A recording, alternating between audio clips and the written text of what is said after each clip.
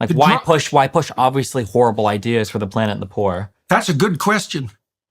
That's a good question. Well, because you're positing it, right? So what do you think is the driver goal? Well, I listen to what people say. Here's the most terrible thing they say.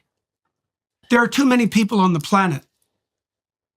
Okay, so who says that? I've heard people say that for 30 years. Perfectly ordinary, compassionate people. Well, there's too many people on the planet. And I think, well, for me, that's like hearing Satan himself take possession of their spine and move their mouth. It's like, okay, who are these excess people that you're so concerned about? And exactly who has to go? And when? And why? And how? And who's going to make that decision? And even if you're not consciously aiming at that, you are the one who uttered the words. You're the ones who muttered the phrase. What makes you think that the thing that possessed you to make you utter that words isn't aiming at exactly what you just declared?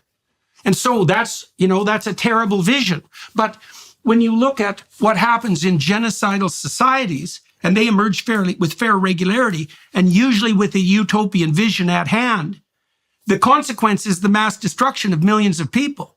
So why should I assume that something horrible isn't lurking like that right now, especially given that we have pushed a few 100 million people back into absolute poverty when we were doing a pretty damn good job of getting rid of that? And I just don't understand what's happening in Germany or in the UK. Like, it's insane. Like, look, man, if they would have got rid of the nuclear plants and made energy 5 times as expensive, and the consequence would have been they weren't burning lignite coal as a backup, and their unit production of energy, of pollution per unit of energy had plummeted, you could say, well, look, we hurt a lot of poor people, but at least the air is cleaner. It's like, no, air's worse and everyone's poorer. So like, explain to me how the hell the left can be anti-nuclear. Okay. I don't understand it at all. Gotcha.